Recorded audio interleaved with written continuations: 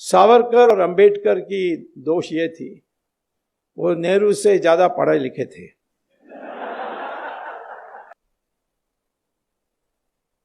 अब जवाहरलाल नेहरू का प्रॉब्लम क्या था, वो गए थे लंदन, फिर वहां से कैम्ब्रिज में जाकर दाखिल की, एडमिशन ली और फिर फेल हो गए। नेहरू परिवार में किसी ने भी आज तक कॉलेज की डिग्री प्राप्त नहीं की, सब फेल हुए हैं। एक बार सोनिया ने लिख दी अपने इलेक्शन एफिडेविट में कि studied in the university of Cambridge and got a degree in English. मैंने फिर जब वहाँ गया था लेक्चर देने के लिए कैम्ब्रिज यूनिवर्सिटी में, मैंने पूछा कि कैसे स्टूडेंट थी, उन्होंने कहा यहाँ स्टूडेंट कभी नहीं थी।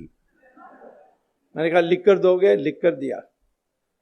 उस समय मनोहर जोशी स्पीकर थे, तो मैंने उनको दिया कि देखिए इन्होंने ऐसा किया, तुम्हारे लोकसभा हुज हू में भी यही बात लिखी है, तो उनको पूछो। तो मेरी चिट्ठी जो मैं लेकर आया उसको भेजा और सोनिया का जवाब आया कि खेद है, ये प्रिंटिंग मिस्टेक है, टाइपिंग मिस्टेक के कारण प्रिंटिंग मिस्टेक हो गया है। तो साहब मनोहर जोशी ने पूछा अब क्या करें, मैंने कहा इसको Guinness book of world record को भेज दो, longest typing mistake in history. कभी टाइपिंग मिस्टेक हो सकती है, studied in the university of Cambridge and got a degree in English, ये टाइपिंग मिस्टेक हो सकता है। राहुल गांधी का भी ऐसे ही है, फेल फेल फेल। प्रियंका भी जीसस मैरी कॉलेज में फेल, इंदिरा गांधी भी फेल, जवाहरलाल नेहरू भी फेल।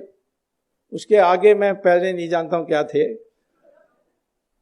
तो इसीलिए मैं कहता हूं कि जब वो सावरकर या अंबेडकर इनके बारे में सोचते थे, इनको ईर्ष्या आती थी और किसी तरीके से उनका बदनाम करने के लिए लगे हुए थे। जैसे अंग्रेज भी सोचते थे ये विचारक है, दिमाग फिरा देगा। जो मकौले ने देश में, हमारे देश में हीन भावना पैदा की, वो हीन भावना को ये हटा देंगे और फिर लोग खड़े हो जाएंगे। सुभाष चंद्र बोस के डर में अंग्रेज छोड़कर गए। ये किसने कहा?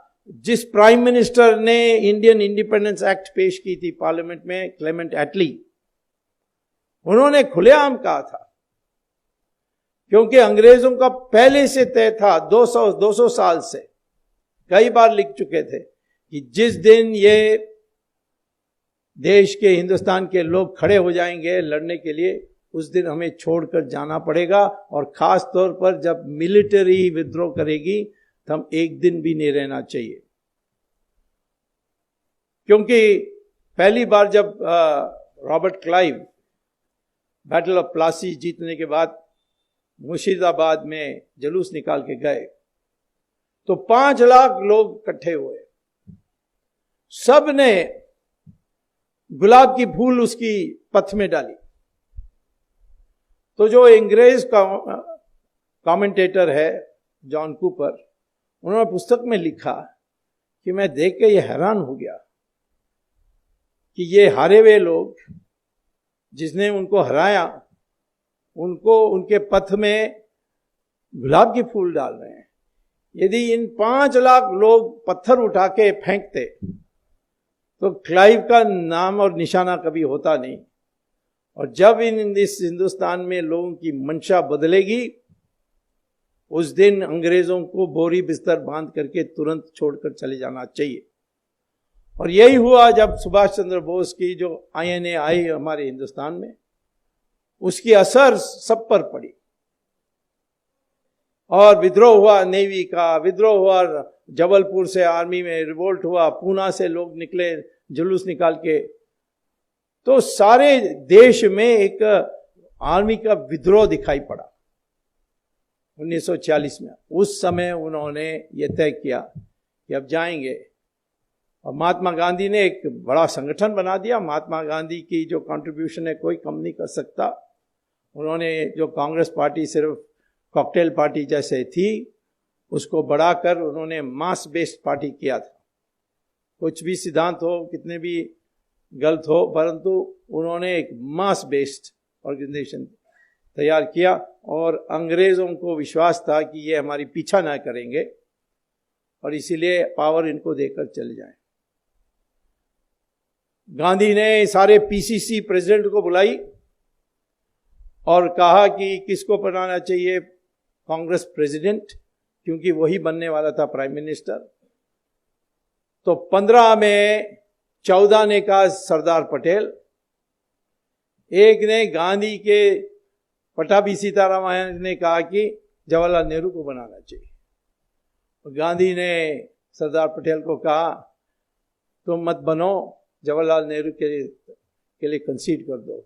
तो जिसको मेजॉरिटी नहीं थी, मेजॉरिटी क्या, एक ही यस था पीसीसी प्रेसिडेंट्स में, उसको अध्यक्ष बनाया और वो प्रधानमंत्री बने। अन्याय हुआ सरदार पटेल के साथ। बाद में गांधी ने मोरारजी देसाई को बताया, मोरारजी देसाई ने मुझे बताया कि गांधी ने कहा कि यदि मैं जवाहरलाल को नहीं बनाता तो ये विद्रोह करते हैं और अंग्रेज उसी बहाना में छोड़कर नहीं जाते। मेरा इरादा था कि जैसे बन जाएं और अंग्रेज चले जाएं, फिर मैं दूसरा कदम उठाऊंगा जिससे सरदार पटेल के लिए मौका मिलेगी।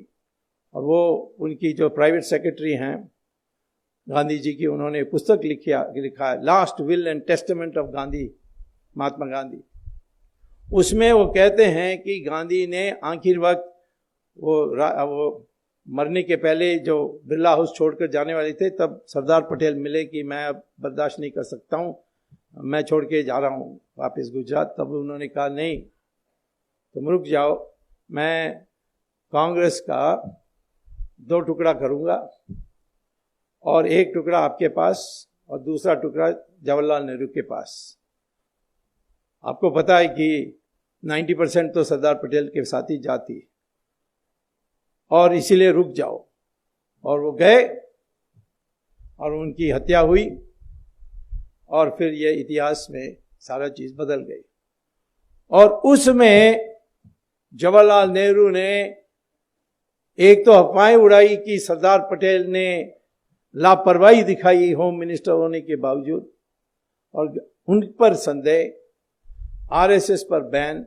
एफआईआर में आरएसएस का नाम कहीं नहीं है, ट्रायल में आरएसएस का नाम कहीं नहीं आया, लेकिन दुनिया भर में प्रचार कर रहे हैं मिस्टर राहुल गांधी आजकल की आरएसएस ने महात्मा गांधी को मारा। अब उनको तो इतिहास नहीं पता है, जो सिखाते हैं चर्च में वही बोलते हैं बाहर। लेकिन सावरकर को कॉन्स्पिरेसी का हिस्सा बनाया, बाद में छूट गए, नो एविडेंस, लेकिन वो धब्बा लगा के रखे। और धीरे धीरे अब सावरकर की रिकग्निशन आ रही है।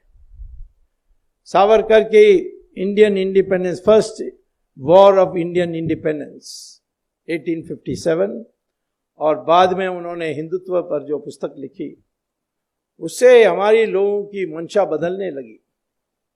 लेकिन क्योंकि कांग्रेस की राज थी, उन्होंने ये सारे आने नहीं दिया था। उन्होंने सोचा कि यदि हिंदू इकट्ठा हो जाएंगे तो फिर हम कभी चुनाव नहीं जीत सकते, क्योंकि हिंदू को विभाजित करो जात पर, प्रांत पर, भाषा पर, और अल्पमत को